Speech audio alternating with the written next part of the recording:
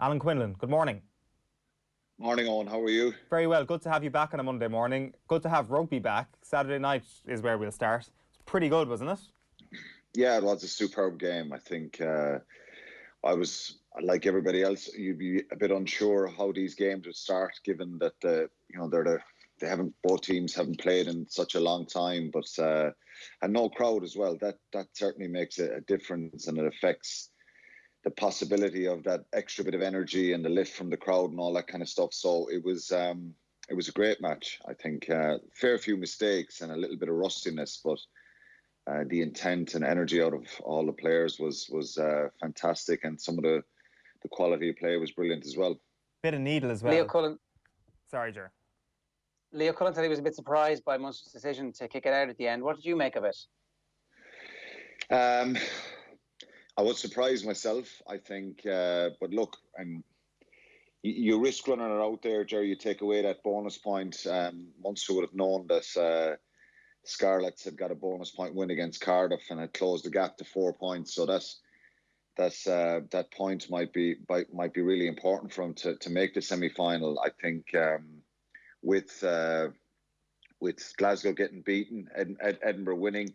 Munster had to win the game to hope for, that to avoid Leinster. So I suppose in hindsight, you don't want to go throwing risky passes around your own 22 like that, and give an intercept try or something, or lose the ball and get that point taken away from you. In a weird way, what it does is it says that actually we'll be happy to see you again in the semi-final. There's an immediate reaction. It's like, oh, what, they don't back themselves to do it. It's like, well, actually, the other decision is that they're backing themselves to come back here and play Leinster again in the semi-final, knowing everything that they've learned from this game and thinking, okay, we've seen what you've given us and we're going to be back here.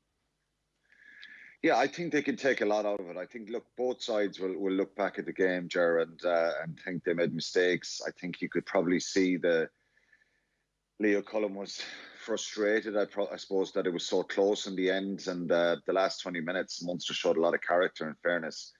It had that feeling when it was 24-13 that, in 57 or 8 minutes, that Leinster run and kick on and win by 15, 20 points. And that's what probably he'll be disappointed with. And bar JJ Hanran missing, he had a really good performance, missing that conversion at the end. It could have been a draw. And Munster were pushing there before Devin Toner intercepted a pass, trying to force a penalty. And, they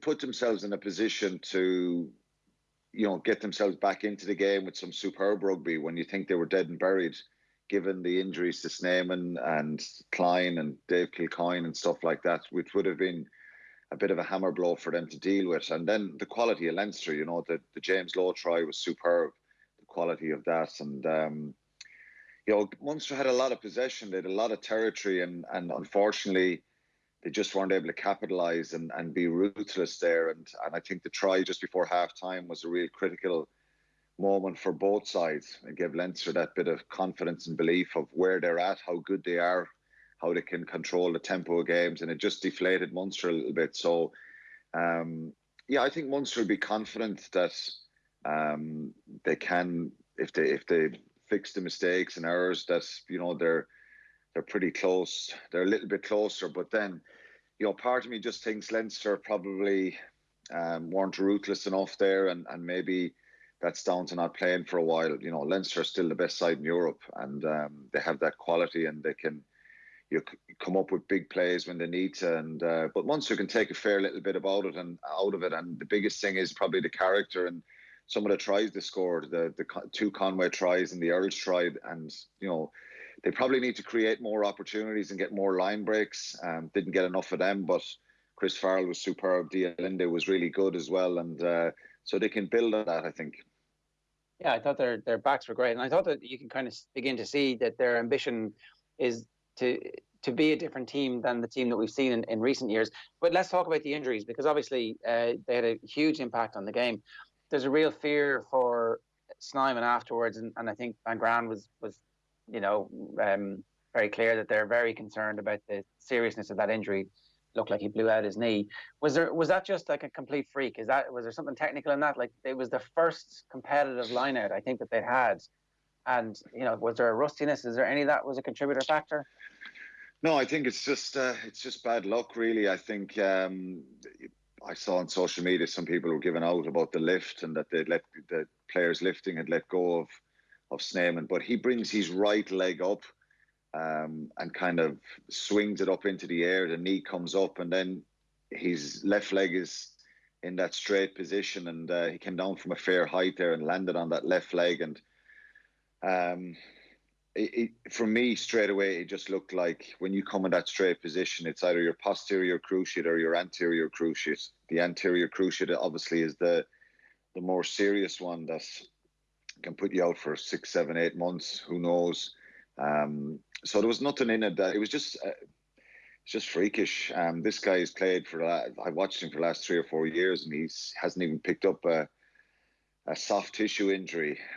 He is a bit of a freak, and in a good way for him. He's very robust. So some of those kind of injuries are just freakish, and I don't know. From a Munster point of view, he's potentially gone for 6 or 7 months now, if it's confirmed that it's the ACL, and it's just a bloody disaster for them, really, because he's such a good player, I think, and he's someone that can really expand the team's game plan with his carries and his ability to get over the line, and his footballing ability to offload as well and get through the tackle because he's so big. So it definitely upset their flow and their ability to use him productively throughout the game and for him to make inroads for them. So it's a freakish injury. That's just, I don't know, it's the curse of being a new signing. I think they've had very poor luck in the last few years with some of the signings, and but it's something you can't control. It's part and parcel of it. Players get injured, and I just think you could feel that sigh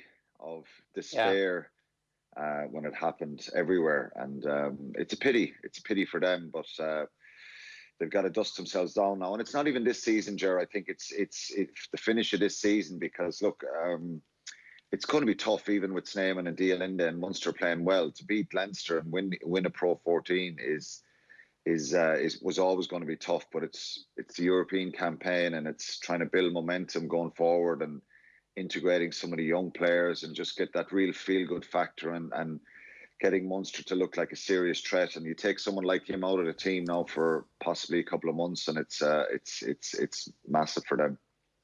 Well, their defensive lineout would have been one of the best defensive lineouts in Europe when you think how well it performed even after he went off. I thought O'Mahony defending the lineout was sensational, particularly when Leinster were putting a bit of pressure on. And it's heartbreaking for him, and it's heartbreaking for Munster generally.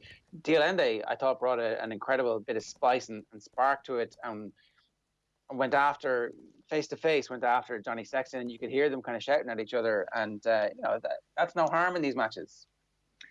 No, it's not. I think he probably didn't get as much ball as probably Munster people would have liked to have seen, but ran a lot of decoy lines and allowed Chris Farrell get his hands on the ball a little bit more, which was, obviously Robbie Henshaw and Gary Ringrose were very, very, and Johnny Sexton acutely aware of how strong and how good Dialinde is, and it did give a little bit more space to Chris Farrell, and they're two powerful centres and will give Munster a lot of options going forward. His aggressiveness and his enthusiasm at the breakdown, and that little bit of bite that you want in players, that's willingness to fight for everything, make the tackle, reload, get back on your feet, counter ruck. They're possibly people might think they're insignificant moments, but they're big moments for a team, and they kind of set a really kind of good standard of the aggression and the competitiveness that you want in players, and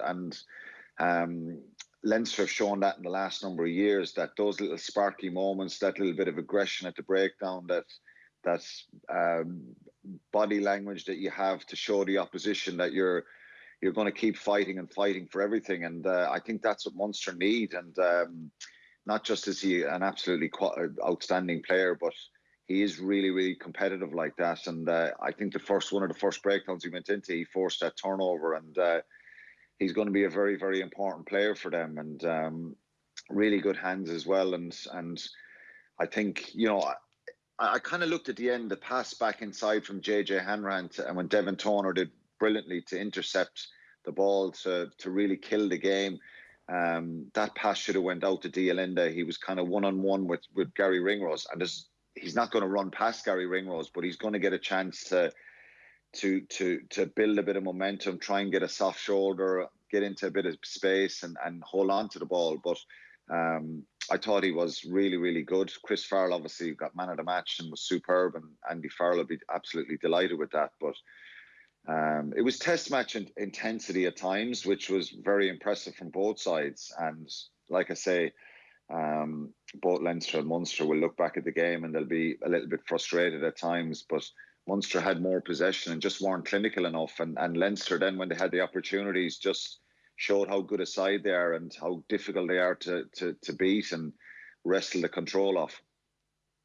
Munster's kicking game was great, and part of it was so well pressurised on Leinster, but then also it looked like Jordan Larmour under the high ball was not as strong as you would want somebody in his position to be. So I wondered if that might actually open up an opportunity for us to think about the back three in an Ireland perspective, and actually maybe his best position is on the wing as opposed to a fullback, because there was a conversation yesterday from Johnny Murphy where he was making the point that actually Stockdale might be a better fullback than he is a winger in terms of his defence, and certainly that back three isn't set in stone, isn't cast in stone the way things were in the Joe Schmidt era.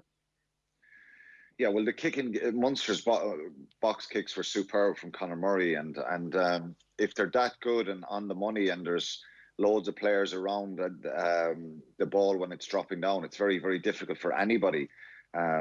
But I think Jordan Larmour, look, it's something that probably he'll know himself. He'd probably be disappointed that he didn't get through the air and really dominate one or two of those kicks, but they were brilliant. I don't think Jacob Stockdale is as aggressive as he can be and needs to be in the air as a fullback, as a winger.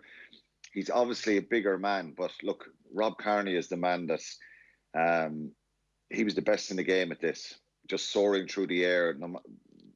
Didn't matter to him whether there was bodies around.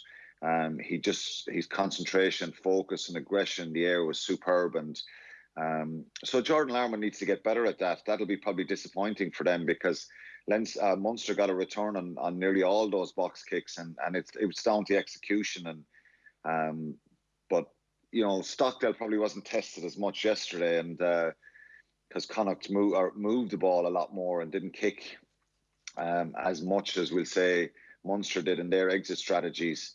But it's a little bit of a concern. But I still think, Larmour is probably your first choice fullback.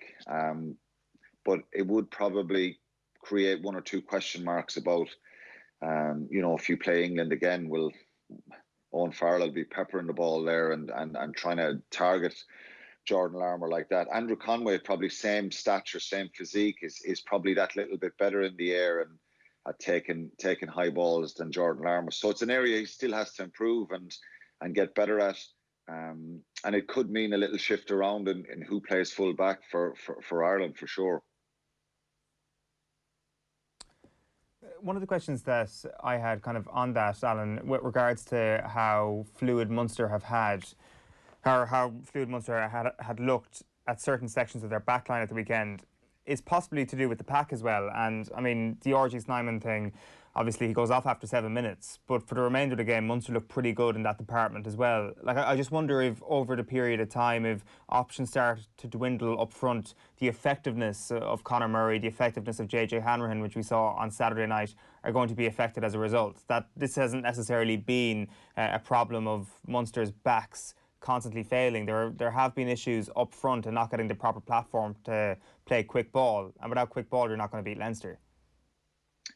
Yeah, well, look, no matter how good your backline is on, you've got to perform up front and deliver quality ball and have a presence there. Their set piece was good. Their line-out was really good. They had a very good return. They lost no line-out out of 13, I think, and they won all their scrums that they had. But It's the general play around the field, and it's the ability to be physical and get the better of the opposition in the physical exchanges and make big carries and stuff like that, and not just your traditional ball carriers, but everybody making an impact, making tackles, defending, all that kind of stuff. And that has been a problem for Munster, that presence as an eight.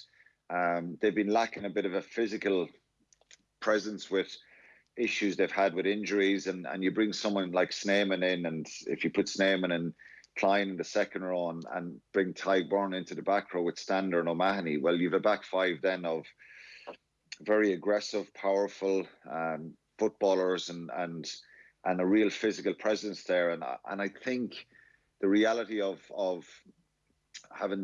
trying to have the ability to beat someone like Leinster or win in Europe or win trophies, that's the kind of standard you have to get to on. And I think that's where Munster are trying to get to. You know, Stephen Larkham has done a good job, and you can see the shape of the backline is and the accuracy is a lot better, and they're looking to try and create things and run good lines and stuff like that. But it doesn't matter if you're forward pack, you've got to win or at least get parity and get quality ball. And probably the last 20 minutes, Munster started the game really well. And I thought the most impressive thing for me is the Munster of old would have kept chipping away for that first try, picking and going. But the communication and the ambition to move those couple of passes, to put Conway clear and just he sails in, scores that try, that's something Munster probably wouldn't have done the last number of years. So it's having that ability to look up and see where space is communicated, and actually have the confidence to, sometimes if the opposition are all bunched in and you suck the defence in, is to put those three passes through the hands and score the try. And I've been in the commentary box so many times in the last number of years shouting, just two passes and I'll be a try. And then they keep picking and going. And in fairness, you know, traditionally Munster have been very strong at that, and they have scored a lot of tries. But in crucial times, they've been turned over, knocked the ball on, and it deflates everyone. So, but going back to your original point, of course, they've got to be more competitive up front, and there's a lot of good players there, and it's about them really having a presence as eight and an impact off the bench as well. Yeah, and there will be an impact off the bench as well, because you know Tommy O'Donnell and O'Donoghue and a couple of others are going to be on the bench for that. I did want to ask you about two final quick points before we wrap. How amazing were Connacht, and what's the potential? What's the ceiling for Ryan Baird? Because he looked pretty good, catching the ball over his head, Gaelic football style, soft hands for the pass for the try. He was pretty impressive. Yeah, he was superb, Ryan Baird, and he's another James Ryan type player. All action, full of quality, great skills. He can run with the ball, pass, offload, all that kind of stuff, and huge work rate. So I think you know, for Leo Cullen to put him in there like that, obviously they've seen a lot of him in pre-season and in the Pro 14, you know, scoring 3 tries against Glasgow before rugby stopped. He's a superb player, absolutely brilliant, and he's you know, kind of being pushed in there now, and he looks like he's really enhanced his reputation, and he's top quality, and it's great for Irish rugby. I think he'll learn from that. He looks like a player who's just going to develop and get better and better, and that's brilliant for Leinster and Irish rugby. Connacht, they were superb. I think obviously a little bit less pressure on them. That it's a free pass for them, really, if you like. They can't make the semi-finals. Ulster, I think, and Dan McFarland said this, probably looked at the Glasgow getting beaten by Edinburgh and just dropped their mentally. That affected them a little bit. I thought they were very, very poor, Ulster. They had glimpses and patches here and there, but Connacht are a team you want to watch, and just the ambition, and they play with a side that they play like a side who have a free pass, and that's so admirable. And I thought John Porsche was outstanding. Marmion was outstanding. Jack Carty looked very good as well. And the quality of the ball that they got, and their ambition to move the ball was superb all the time. But it's no surprise, because that's the way Andy Friend probably wants him to play and needs him to play. And the way they can trouble teams is trying to offload the ball and look for width all the time. So it was a dry day. The ball was dry, and they executed very, very well and were fully deserving. So they're brilliant to watch. They were outstanding, but Ulster were poor as well. And I think Dan McFarland has a few issues. Obviously, his injuries and some of his real key players are probably not going to play in the next couple of weeks. But Connacht were brilliant. Alan Quinlan, great stuff. Chat to you later in the week. Cheers, lads.